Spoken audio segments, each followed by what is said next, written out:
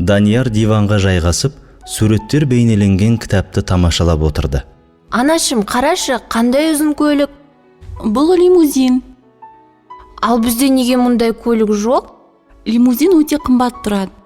Біздің оған ақшамыз жетпейді, оның үстіне мұншалықты үлкен көлікті қайтеміз? Қайтеміз дейсіз бе? Бұл керемет қой. Деп бұртыйды Данияр. Анасы үнсіз ғана жымиды. Я, расымен де әдемі. Қарашы, мына жерде өте үлкен әрі әдемі үй бар екен. Біздің үйден үлкенірек және жақсырақ қой.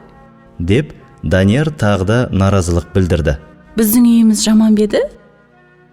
Жоқ, мен жаман деген жоқпын. Бірақ кішкентай, суреттегідей әдемі де емес. Қарашы, мынау түйе ғой. Бізде неге түйе жоқ? Балам, түйелерді пәтерде ұстауға болмайды. Деп күлді анасы.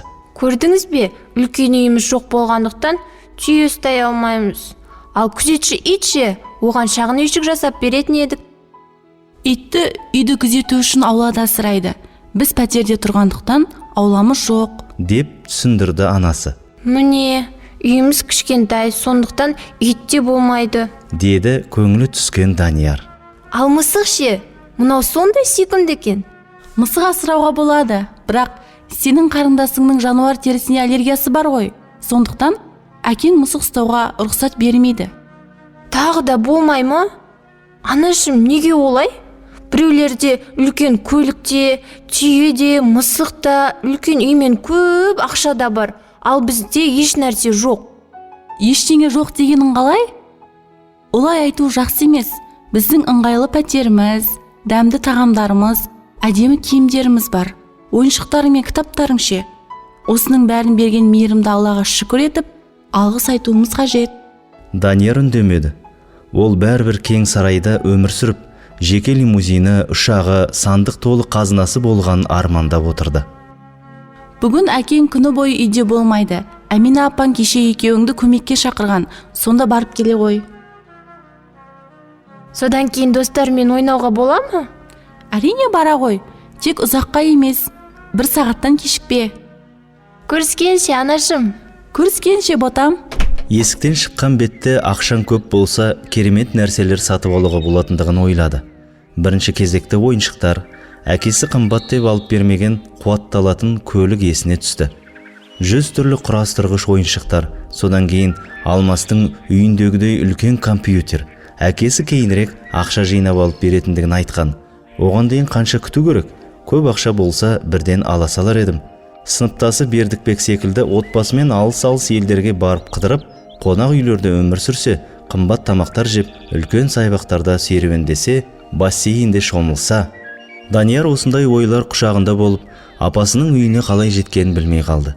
Бірнеше затты көтеріскен соң, достарымен ойнауға асығып кетіп қалды. Өз үйінің ауласына келе жатып мешіт алдынан өтті. Кенет оның көзі ескі киім киген өзімен қатарлас балаға түсті. Ол картон қиындысына жайғасыпты. Алдына ескі ыдыс қойған және қағазға «Алла разылығы үшін бізге көмектесіңіздерші, өте мұқтажбыз» деп жазып алыпты. Ары бері өткен адамдар тиын тастап жатыр. Бала әрқайсысына «Алла разы болсын, Алла разы болсын» деп айтады екен.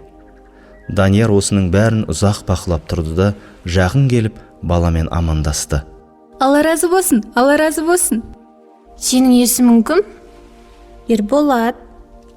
Мұнда неге отырсың? Сенің үйің қайда? Менің үйім жоқ. Атам екеумізге мына мешіт жанындағы кішкентай бөлмеде тұруға рұқсат берген. Ата-анам ерте қайтыс болды. Ал шағын үйімізде таяуда өртеніп кетті. Атам екеуміз ғана қалып қойдық. Ол кісі қатты сырқаттанып қалғандықтан ақшамыз таусылып қалды. Осыншалықты кедей болғандарың өкінішті. О, не дегенің? Біз баймыз. Мен жалғыз емеспін. Жақсы көретін атам бар. Тіпті уақытша тұратын баспанамыз да бар. Жейтін тамағымыз бен киетін киіміміз де жоқ емес. Аяқ қолымыз сау, көзіміз көреді, құлағымыз естиді. Көрдің бе қандай бай екенімізді? Айналамыздағы мейірімді адамдар көмектесіп тұрады. Мен олар үшін дұға жасаймын. Осы үшін үнемі Аллаға рахмет айтамыз.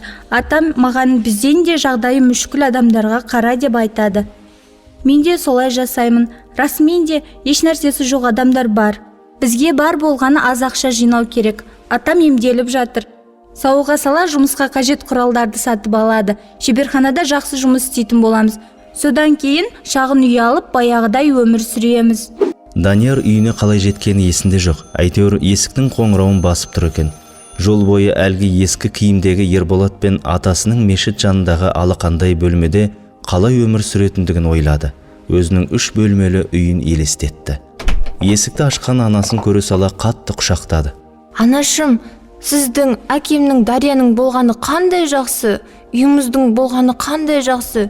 Мен біз кедейміз деп ойлайтынмын, сөйтсем бізден де өте кедей адамдар бар екен ғой. Сондықтан шын мәнінде біздің өте бай екенімізді түсіндім. Осы күннен бастап Данияр әдемі, үлкен, қымбат нәрселерді көріп, қызға бастаса, Ерболатты есіне алатын. Және одан да кедей адамдарды ойлайтында өзінде барға қатты қуанып кететін. Анасы секілді Құдайға үнемі рахмет айтатын болды.